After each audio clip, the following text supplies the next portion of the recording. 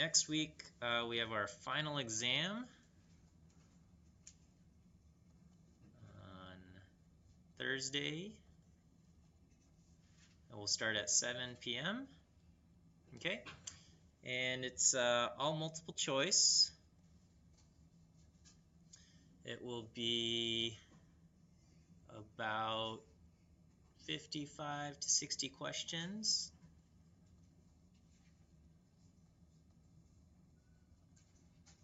Okay, heavy focus on stuff from after the midterm.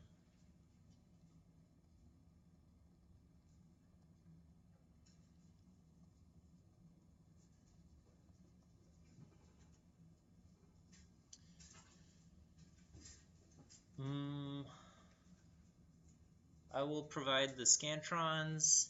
You need to bring your reference tables, your calculator, your I don't know, pencils, whatever else.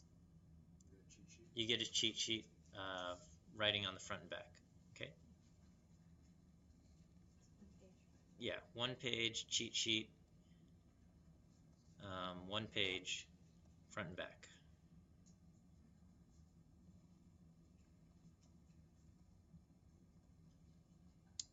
Okay. I will also send out, yeah, so like I said, I'll send out a grade update that will say this is what you need on the final. The final's worth 35%. So, you know, if you have 100% right now and you do terrible on the final, it can significantly lower your grade. So you probably won't do terrible if you have 100% right now, but that said, don't blow it off, because if you do terrible, it could, you know, bring you from 100% to like a B or whatever, you know. So it's worth a heavy chunk. I don't know. Any questions? Would you say like being familiar with how we do the homework problems would be a good strategy? I would say so. I'd say I feel like my quizzes have been comparable to the homework, and or you know, if easier. It's probably the final is going to be comparable to the quizzes. There will be a section on like conceptual / theoretic questions, actually a good number of questions, maybe about 10 of them, and those are probably going to be challenging. Okay, so I'll cover those in more detail, those topics in more detail during the review session. Oh, so that also, you guys should have gotten an email from me, but the review session is scheduled for this Saturday from 9 a.m. to noon. Okay, if you can't make it, you've got other things going on, you want to sleep in, whatever, that's fine. Okay, I'll record it just like this and I'll post it online so you can watch it then. And it's going to be in Haynes 118. So it's in the email. Haynes is the building right over there. Okay, so it's just the next building over. And yeah, so that's this Saturday. That's that. Okay. That's it.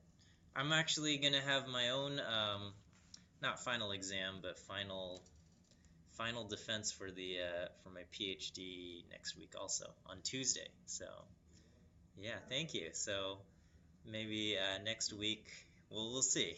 I might be Dr. Miles Chen next week. We'll see if I pass.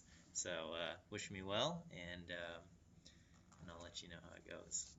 I told myself at the beginning of the year I wouldn't cut my hair or shave my face until I had my PhD. That's like, I hate the way, you know, I've gotten used to it, but that's what's been going on. So okay. Huh? It's the title of my dissertation is identifying Here, I'll write it out. Identifying capital DIF differential item functioning for latent classes using the Dirichlet process, or using the Dirichlet process. It's not that exciting. It's and the thing that I worked on this, and I proposed a method, and it works, but it only works in certain circumstances. So I have to explain that. And yeah, anyway, it's been a long time. I've been at UCLA for a long time. I got my master's in 2009, and so it's been 6 years since then working on the PhD. So I'm ready to be finished, and then I don't know. I'll just keep teaching, I guess. All right. Okay. Any questions? Okay. So we'll see some of you guys on Saturday, and the rest, everyone I'll see on Thursday, though. Try not to get sick. Try to make sure. Okay. All right, so this final week we are covering chapter 12, and we will learn about regression and correlation. I should probably say correlation first and regression, because correlation. Okay, so correlation and regression. This is, we use this to explore relationships between two numeric variables.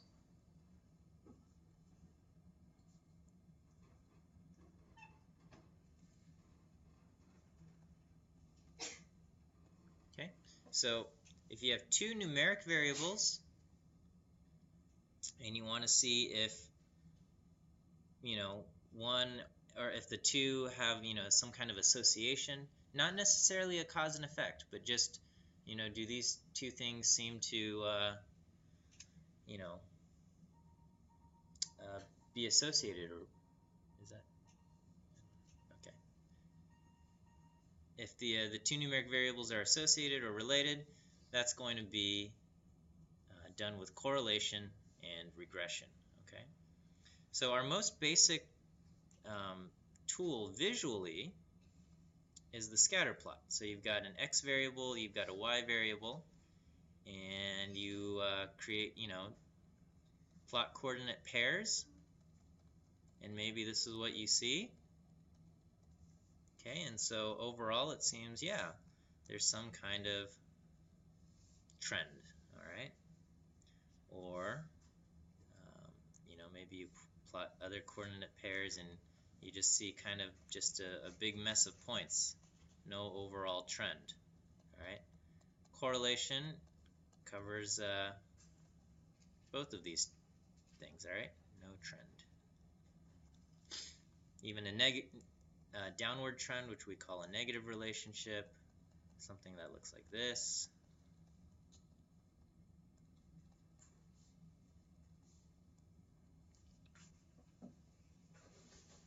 This all covered in correlation regression. Again, two numeric variables. That is the key. All right. So everything else we've done so far has been one numeric variable and one categorical variable. That would be things like the t-test and ANOVA. Okay, you're looking at the means. You're comparing the means from two groups. That's a categorical variable that distinguishes the groups, and the numeric variable determines the mean.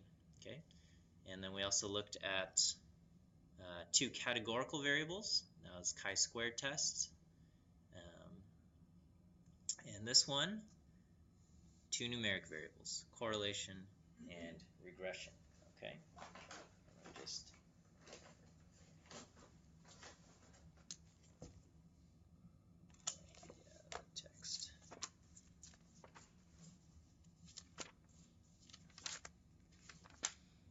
so let's we'll explore.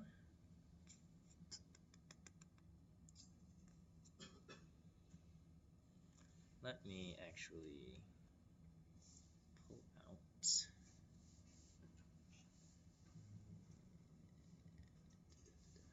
I'm a little nervous. Go into Dropbox. We'll go into the teaching folder. There's a PDF. Let's see. Let's go to page 500 in here. Okay, let me copy this image here.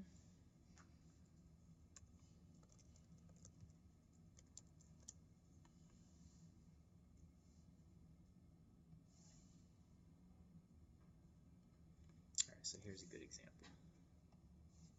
Okay, let me just save changes to this document. Yes, we'll call this March 19th, stats 13. Okay, so let's put this in here. So here is a scatter plot. Here's some data and a scatter plot, and so we can see, you know, whatever data point here. Let's look at just this one right here, 66, 194. We just go over to 66, and we can see this data point is that one right there. Okay, at 194. Or if we were to go over to 64, let me just use a different color here. 64 and 140, right there. Okay, that data point. So here we just created a plot. This is the relationship between the length of a snake and the weight of a snake. Okay, so we're looking at the length of a snake and the weight of a snake. Is there some kind of relationship? Very clearly, yes. Okay, and that makes sense, right? You've got longer snakes; they're going to weigh more than the shorter snakes, because at least for one species of snake, pretty much looking at snakes is like looking at pieces of rope. You know, you have one that's bigger; it's going to weigh more than the one that's shorter. Okay, so we can see a very clear relationship between the length of a snake and its weight. Okay, so very clear linear relationship between the length of a snake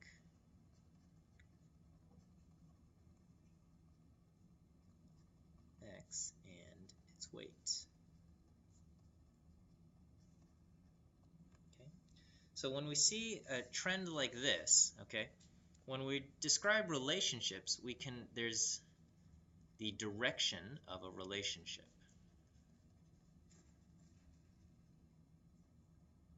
Okay, and we have positive and we have negative.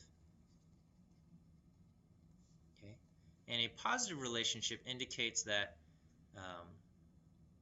larger values of x are associated with larger values of y.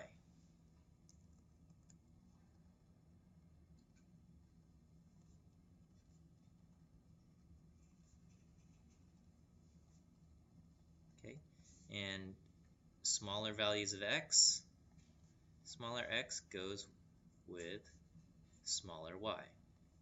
Okay, so that's a positive relationship. A negative relationship is just the, I don't know, converse, or there's like the inverse and the converse and the contrapositive, I don't know. Okay, we have a large x is associated with small y, and you have small x going with large y.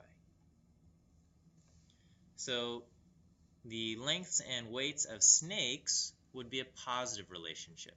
Okay, larger x, meaning longer length, is associated with larger y, meaning more weight. Smaller x, short length, associated with small y, lighter snakes, or snakes that weigh less.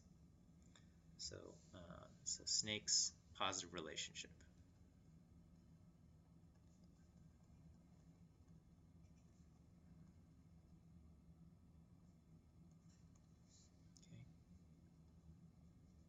large X. Long snakes go with large Y. Heavy snakes. Okay? And this is just one species of snake. Okay?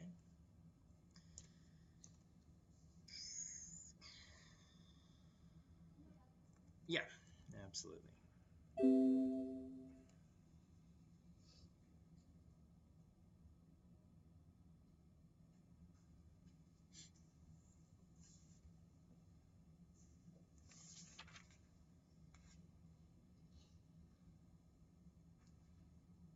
Okay, are we good?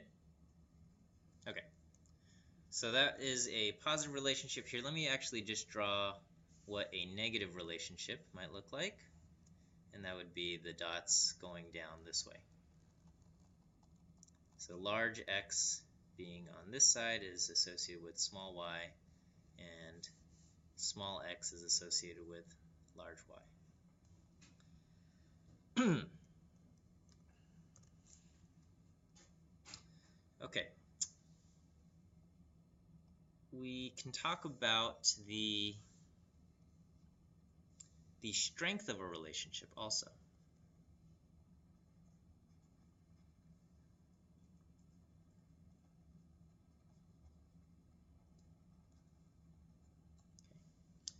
And the idea behind the strength of a relationship is how good are your predictions of y based on knowing x. Okay, so how good of a prediction can you make about y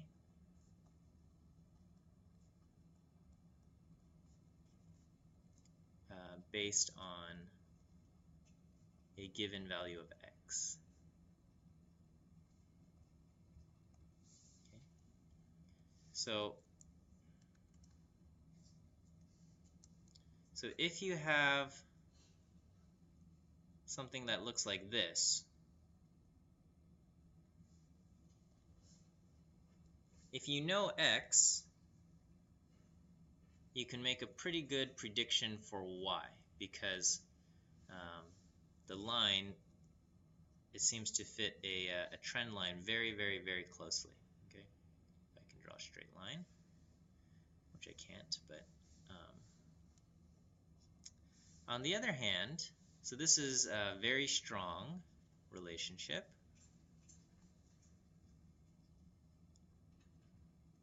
Okay, there's very little scatter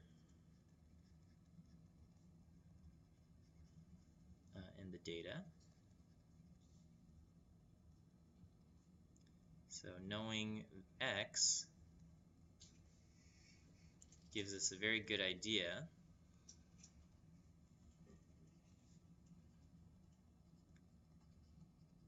of what y will be.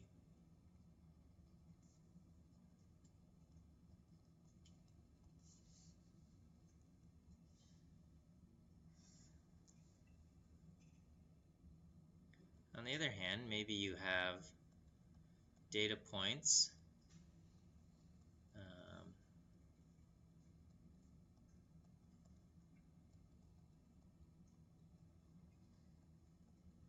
like this. Okay, so this, we still have a positive relationship, but you've got more scatter. Okay, so that means, if we were to fit a trend line, it looks something like that. And if somebody were to say, I've got an x value right here, okay, what would my y be? If you're looking at, maybe I don't want to do this. If you're looking at possible values for y, for x, technically it could be anywhere in this kind of box over here. Okay? Whereas over here, if somebody says, I've got a value of x right here, what do you think my y is going to be? We would say, you can say, oh, y is definitely going to be something around here. Okay? Or at least our predictions would be just in this narrow range. Over here, there's a lot more variability in, our prediction here. Okay, so more scatter. Knowing X gives us an idea about Y, but it is not as precise.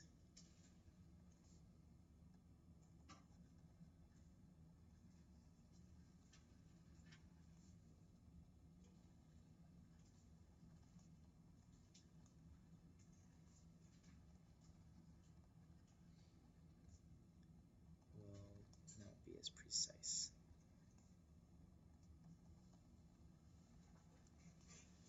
Okay, so this we would not say a strong relationship, we would just say kind of a moderate or possibly even a weaker relationship. I would say this is not entirely weak. Weak would be a very complete scatter here, okay? So we've got the direction and we've got the strength of a relationship. And these come together in the statistic R, which is our correlation coefficient, okay? So we have a summary statistic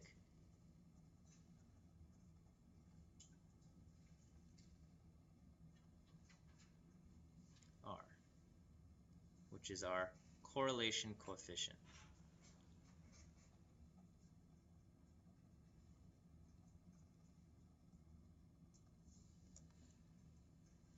R can take on any value between -1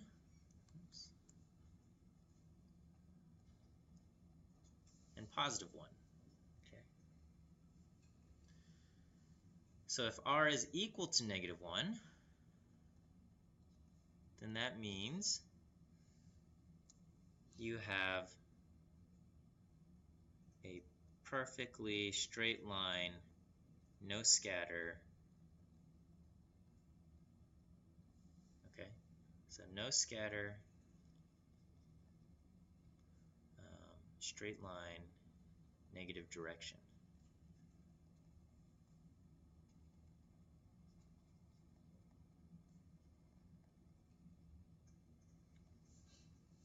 Okay, here's a question. So this is R equal to -1. What would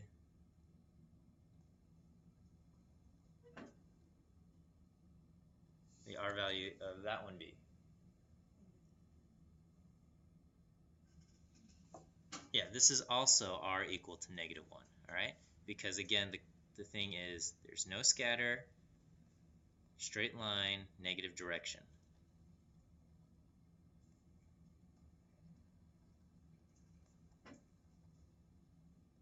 So the slope of the line doesn't matter, okay? R is a measure of the direction, whether it's sloping upward or sloping downward. The steepness of that slope doesn't matter.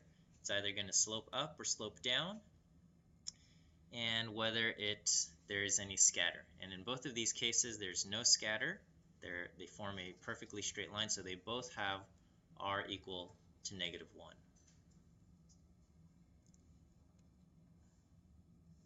If you have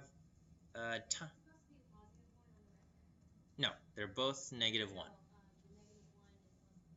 Oh, I'm sorry. Yeah, this is +1, not R is less than or equal to R. Yeah,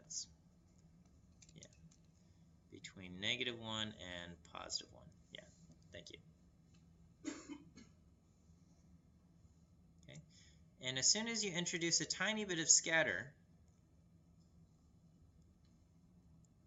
so this is trending downward, but you've got a little bit of scatter. It's no longer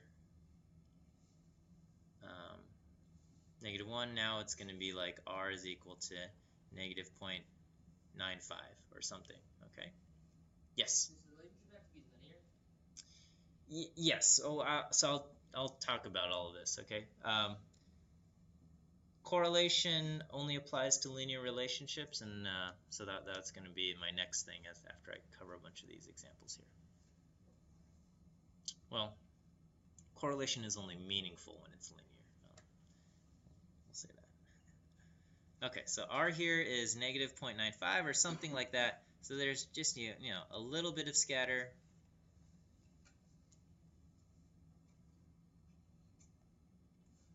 Again, negative direction. Okay. So R can go anywhere from -1 to +1.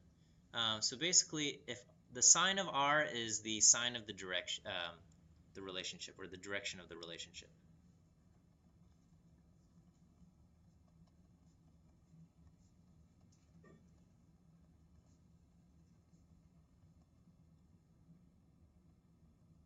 Okay. And if R is close to 0, the relationship is weak.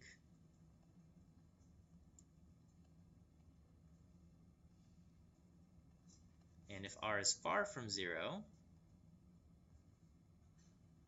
meaning close to 1 or -1, relationship is strong.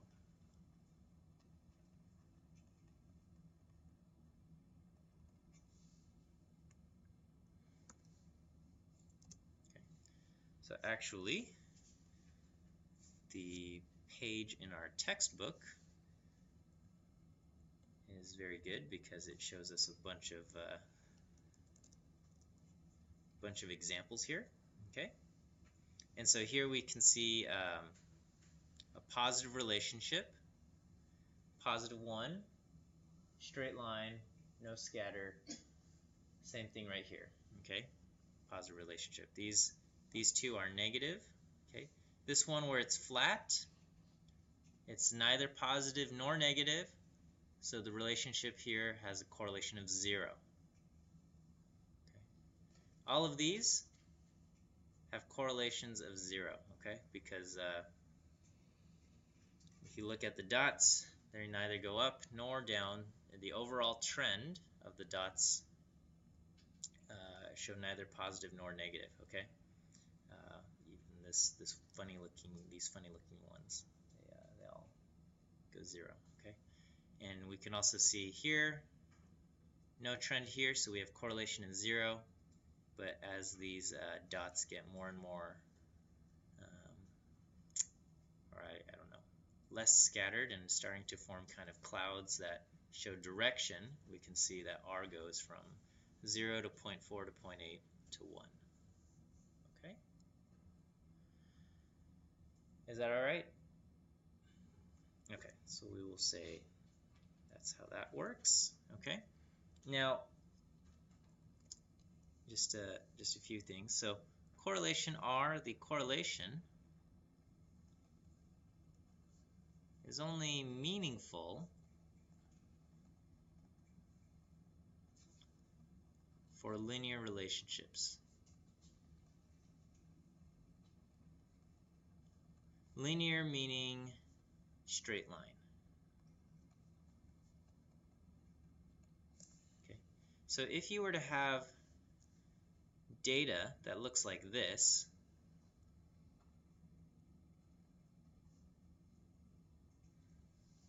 what do you think the R would be here? It actually would not be 0, okay? Because if the data points stop right here, and if you were to try to fit a straight line, the straight line that you would try to fit would be something like this, okay? And so you would actually have a positive R, so R would be positive, and I don't know how much scattered there would be, but I would guess R is something around 0.7 or something. Okay, I don't know. I'm making up a number, maybe 0.6. Okay, but this would be misleading. Okay, because if you were to look only at the correlation coefficient R, you would not realize that this is using correlation here would be inappropriate. Okay.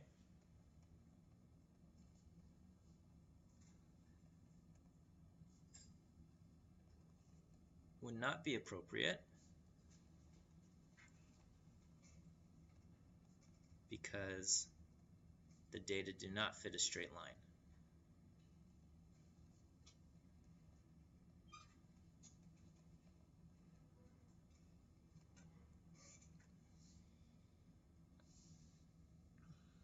So R is only meaningful for linear relationships. R will exist. R is just the result of plugging some numbers into a formula. Okay, just like finding the mean of some numbers and finding the median, you just throw some numbers into it, you're going to get a number out. So R will exist for non-linear relationships, but it won't be meaningful.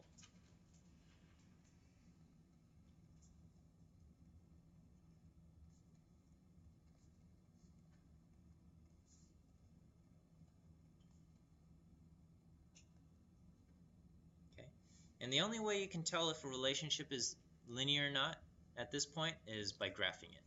Okay, so you must graph the data to make sure the relationship is linear.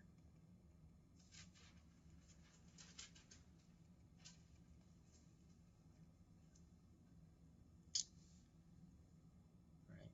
So looking at just the mean and the standard deviation, looking at summary statistics is not enough. Okay, and there's actually a famous Anscombe's quartet that explores this. Okay, so actually we'll go online, and I just want to show you the Anscombe quartet.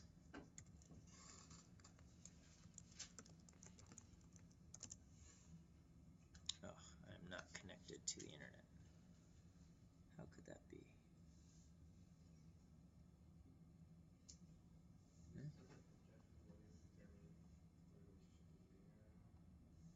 Is there an objective way other than, so right now I just said kind of look at it and eyeball? Yeah, there is you can there's a test like the Smirnov-Kolmogorov test. Tests do exist. I would say they're more complicated than what needs to be.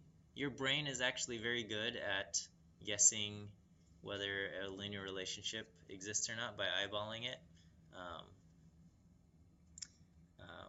so when I say just eyeball the relationship, graph the data, and eyeball it, that's going to be pretty good. Okay, there is statistical tests that exist, but it's beyond the scope of the course, and it only brings maybe just a tiny bit more accuracy to what your brain would do.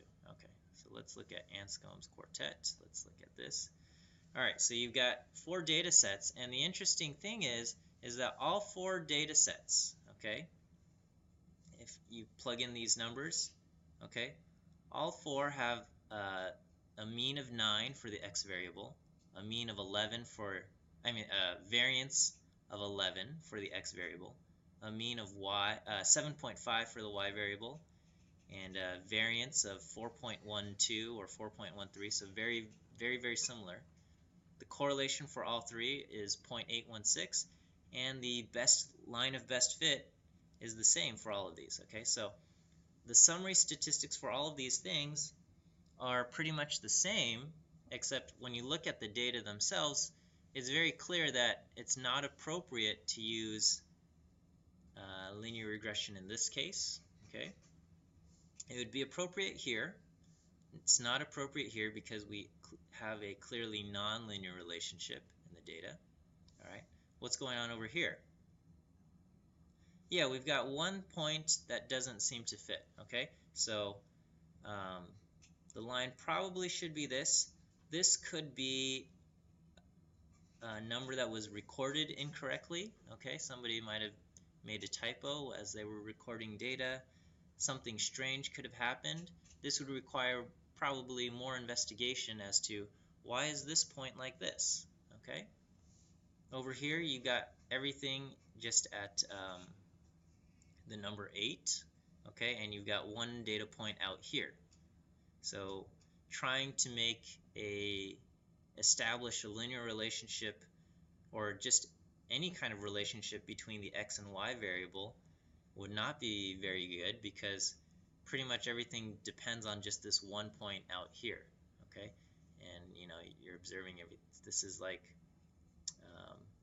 you know, you've encountered American people your entire life, and then you meet one foreigner, and you say, well, this one foreigner was like this, so therefore everything must fit this trend. Okay, it's not a good idea to apply in life, and it's not a good idea to apply in data either. Okay, we have a question. Where's the R if it's vertical like that and variable? Yeah, if you have no variation in x, you cannot establish a relationship between x and y. The correlation would not exist. Okay, so when you have it flat, then your correlation is 0. But if you have if it's vertical, oh yeah, no, your correlation would also be 0.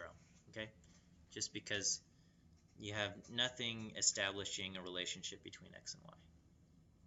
Okay, so yeah, if your entire trend is based on just one point that's different from everything else, that trend is not going to be very useful. Okay, so anyway, so that's all to say correlation is useful or meaningful only for linear relationships. So always graph your data first, make sure that it kind of makes sense to use a linear relationship, and then you can use that. So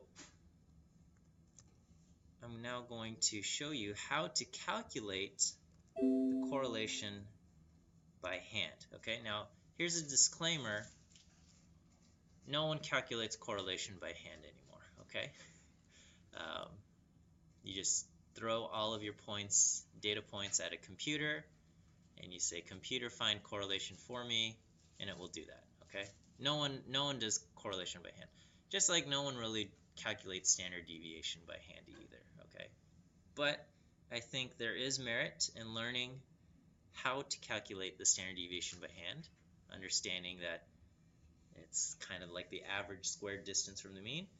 And I think there is some merit in learning how to calculate the correlation coefficient R by hand. So we'll go over it right now. Okay, so calculating R by hand. Okay, and so the formula for R is kind of like the mean, except it's not. You're dividing by n-1. We do that a lot in statistics, of the z-scores. Okay, so we're going to do the z-score of x and the z-score of y. We look at the product of the z-scores. And z is basically x minus the mean over the standard deviation. So we do that for both x and y. Okay, so we take we multiply the z-score for x and the z-score for y for every single data point. We add those up, and we divide by n-1. So it's almost like the average z-score product. Okay, the quote-unquote average, because average z-score product.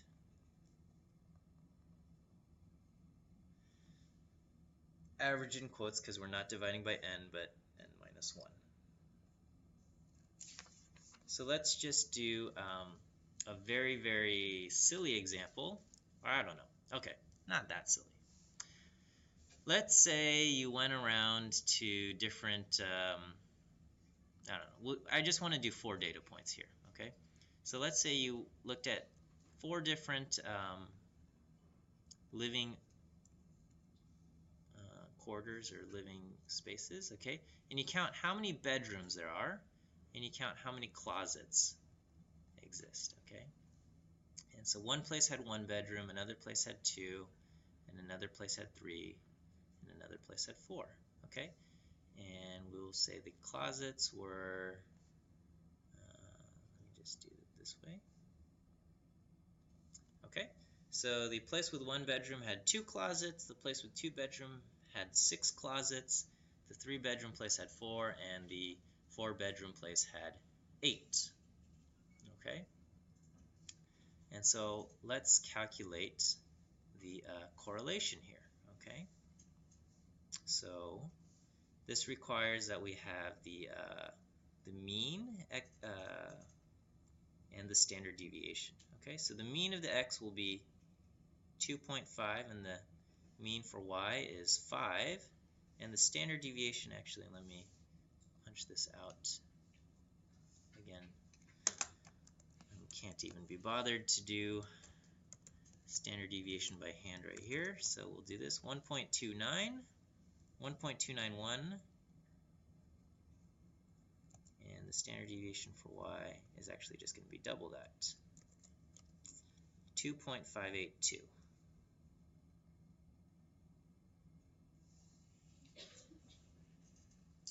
Okay, and let's graph this also.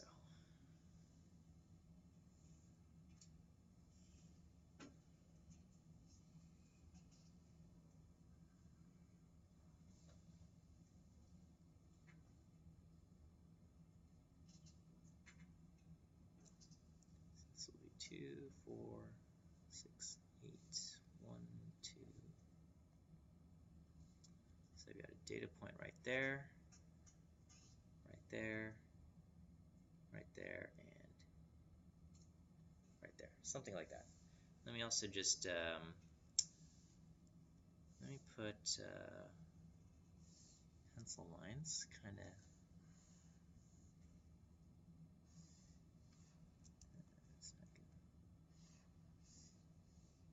So these lines represent our x bar and y bar.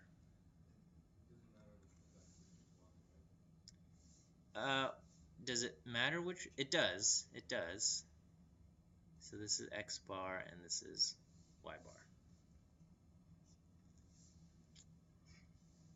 So yeah, we'll call the bedrooms x and the closets y.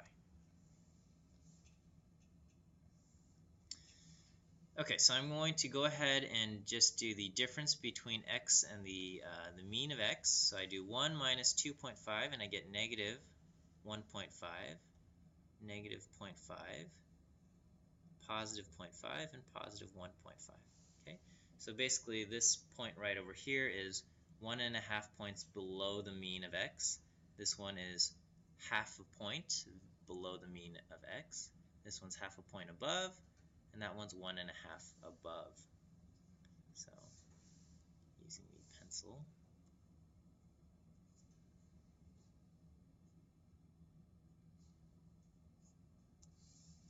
And on the other hand, if we do y minus y bar, I don't want that. Okay, 2 minus 5, I get negative 3. 6 minus 5, I get positive 1. 4 minus 5, I get negative 1. And 8 minus 5, I get positive 3. Okay. I'm not bothering dividing by the standard deviation of x and the standard deviation of y because, let me just rewrite this down here. 1 over n minus 1 times x minus x bar over standard deviation of x times y minus y bar over the standard deviation of y.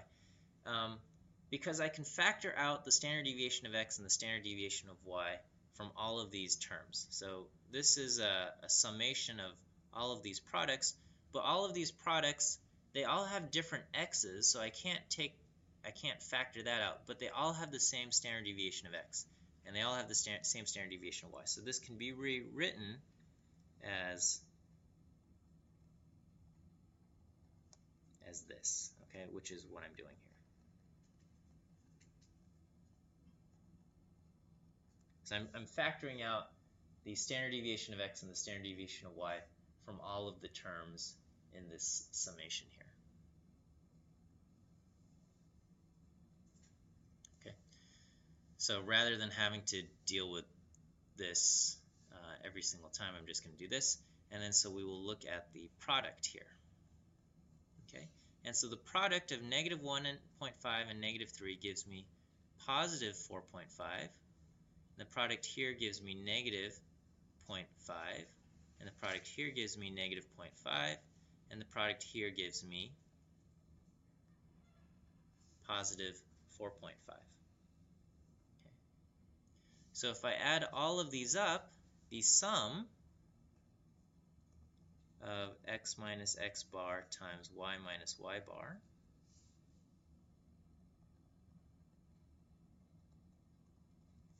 is equal to 8. Okay.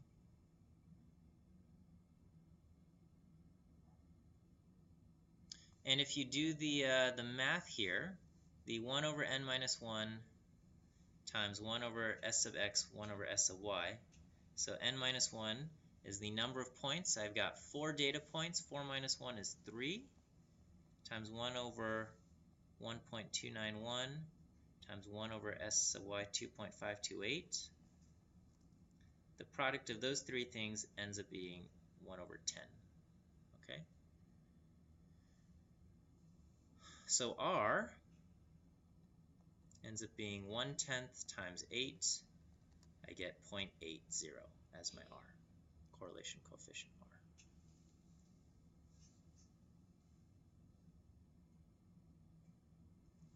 Did I lose anyone here? How do you get X bar and Y bar? How did I get X bar and Y bar? I just added up these 4 data points and divided by 4. Oh. Yeah. So I did 1 plus 2 plus 3 plus 4 is 10, divided by 4 is 2.5. 2 plus 6 plus 4 plus 8, 20 divided by 4 is 5. Okay, so I get the mean of x and the mean of y. Standard deviation of x is, you know how to calculate standard deviation by hand, but I was too lazy to do that, so I used R, and you get that. Okay, and so what we see is that these data points,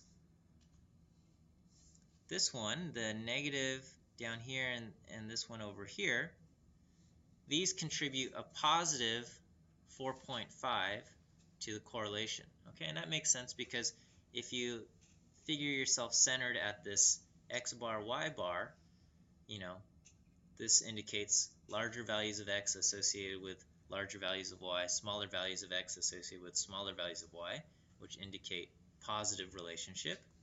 And over here, we have just the flip side, a slightly larger value of x, but a smaller value of y. Smaller value of x, larger value of y. So they contribute in the negative direction. But overall, the positive direction outweighs the negative direction. So our overall correlation is positive, and we have a correlation of 0.8.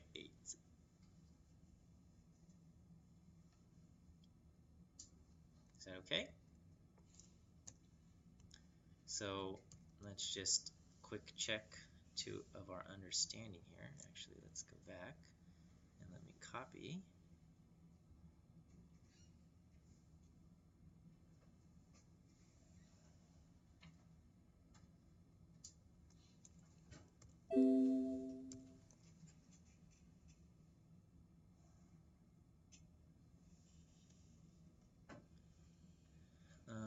Okay, so let's say I changed this.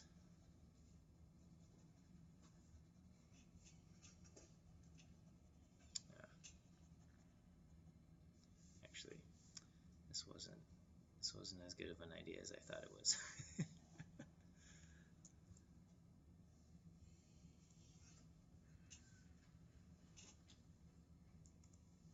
Alright, so let's say my data points look like 1.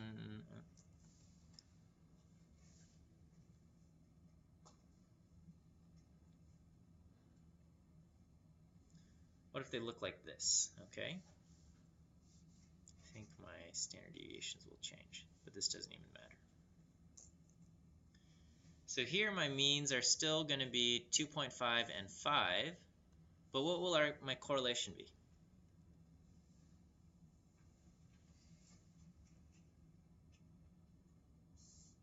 Okay, well, we can graph this.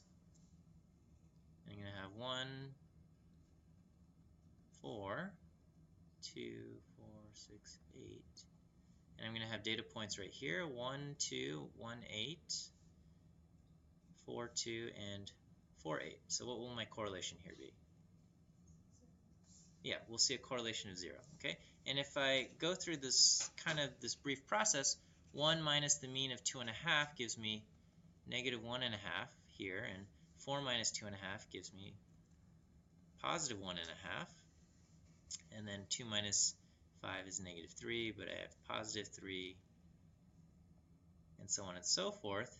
Here I'm going to have positive 4.5, negative 4.5, negative 4.5, and positive 4.5. And so we can see everything cancels each other out, and I get a sum of 0. So whatever my standard deviations were, it doesn't matter because the sum ends up being 0. Okay? So this is just to illustrate how correlation is calculated by hand. Let me go back. Yeah, okay. And so we have this. Let me go back here.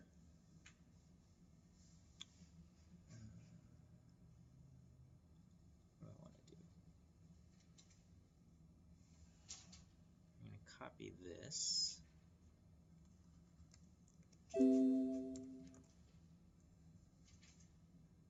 So let's say these are our data points, okay? And we calculated correlation here.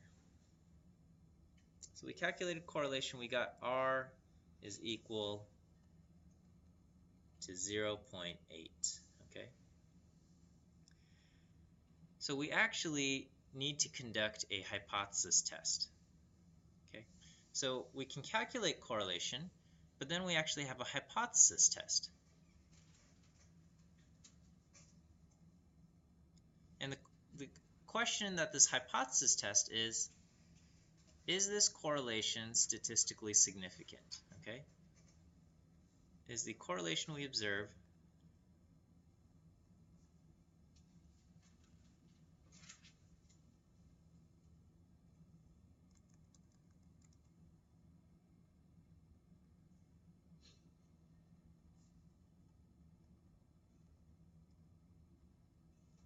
statistically significant? Meaning, is there evidence that there is correlation between X and Y in the population, okay? Is there evidence that there is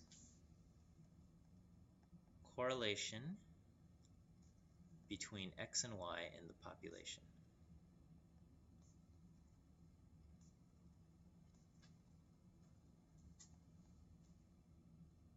Okay. Actually,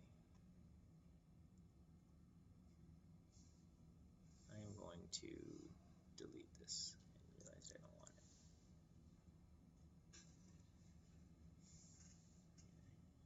Take this and shrink that and move that over here.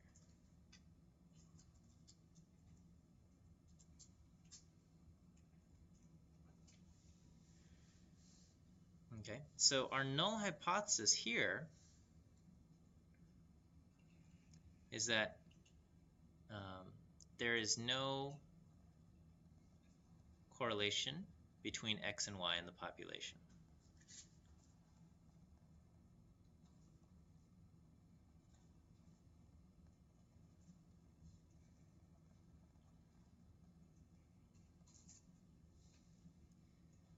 And so symbolically, this null hypothesis is written as rho equals 0. So it looks like a P, but it's actually the Greek letter rho. Okay? Rho because it's the Greek equivalent to R. So R is for correlation. We use Latin letters for statistics from samples, and we use Greek letters for statistics in the population or parameters of the population. So the null hypothesis is that rho is equal to 0, and the alternative is that there is correlation between X and Y.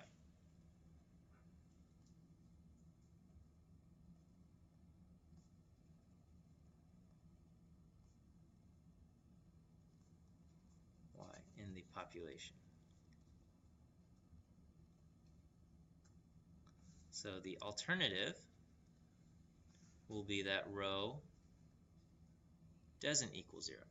Now you can have directional alternatives, and you can say also acceptable would be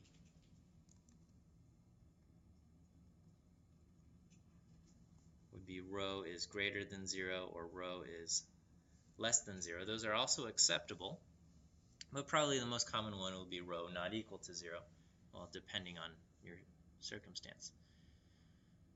So the question is, okay, so we saw 4 data points where the correlation is 0.8, and we want to know, is that statistically significant? Is this evidence that the underlying population actually has correlation between X and Y?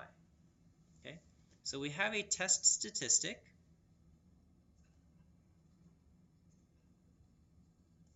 Okay, and it actually comes from the t-distribution. And the way we calculate it is going to be, oh, yeah, I messed this up. The test statistic is R times the square root of n minus 2 divided by 1 minus r squared. Okay, and we look, and when you look it up in the table, use degrees of freedom equal to n, the number of points, minus 2. Okay, minus 2 because a line is defined by 2 points. Okay, so if you have only 2 points in your data, they will be in a perfect straight line. So the question is, so you need at least 3 points to ask the question, do these form, are these linearly related? All right, so in our case, our test statistic for our 4 data points will be 0.8 times the square root of 4 minus 2 over 1 minus 0.8 squared. So I have 0.8 times the square root of 2 over 0.36. And what is that?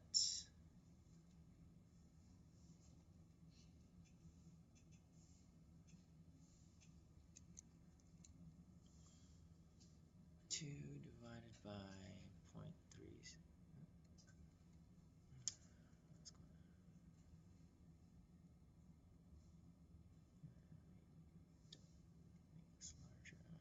Let's do the square root of that. I want it in an answer here. Times 0.8. Is this going to just do this? Darn you. I think shift equals. There we go. So I have 1.508.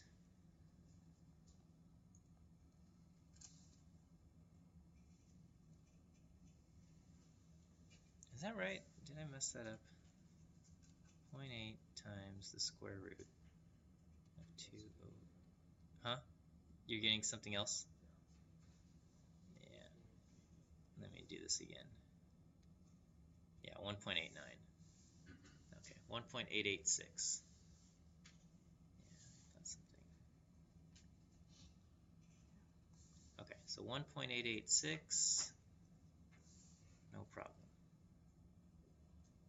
1.886, and we have degrees of freedom equal to 2. All right, so if we go to our t-table, this gives us our tail area. Our tail is between, oh, look at that, 1.88, what was the answer? Oh, 1.886. Oh, that's exactly the number there. Okay.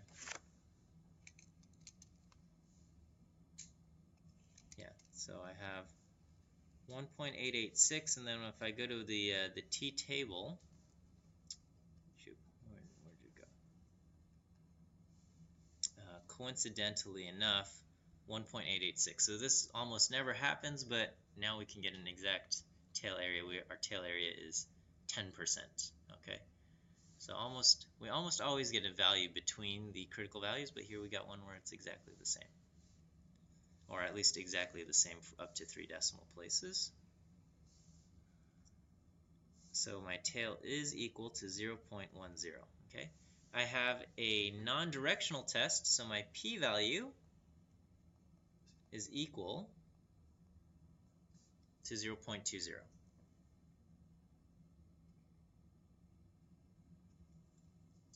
All right. So then I would say do not reject the null hypothesis.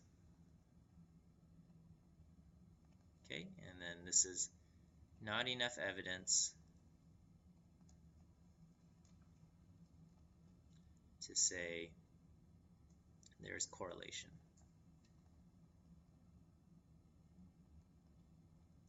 between X and Y.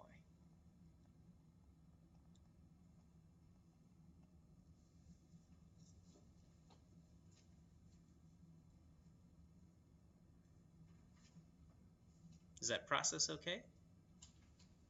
So it's just plug it into this thing, find your test statistic, look it up in the table, get a p-value. In our case, our p-value is large, 20%, so we do not reject the null, and that means we don't have evidence to say that there is correlation between X and Y in the population. Okay. I want to also just kind of emphasize a little bit of what this p-value means. So what does it mean to get a p-value of 0.20? What is a p-value again? Yeah, it's the probability of observing your data if the null hypothesis is true. Okay, so in our case, we had 4 data points that have a correlation of 0.8. Okay, so a p-value of 20% says if there is no correlation in the population, if correlation truly is 0, what's the probability that 4 randomly selected points have a correlation of 0.8? Okay, so you can think of this as if you were to just throw darts at a wall. Okay, if you were to blindfold yourself and throw 4 darts at a wall, what's the probability that the 4 darts kind of form a pattern on the wall? Okay, and it says, according to this, there's about a 20% probability that 4 darts thrown randomly at the wall will line up in such a way that it looks like correlation is 0.8 or more. Okay, so maybe I'll write that somewhere. Okay, so p-value equals 0.2. That means if 4 points are randomly selected,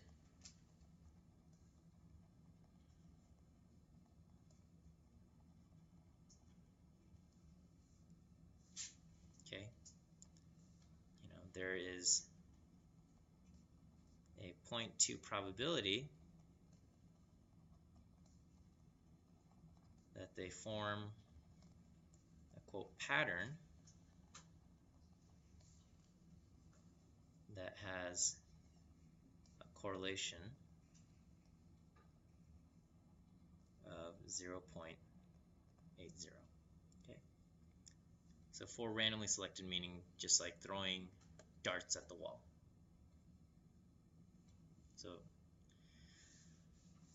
So probably there is a relationship underneath, or I mean there could be a relationship underneath. It doesn't mean that there isn't. It's just that looking at 4 data points in of themselves is not enough to convince us that the relationship exists. You would need more data points. All right. Okay. Well, it's already 8:40. Let's take a short break and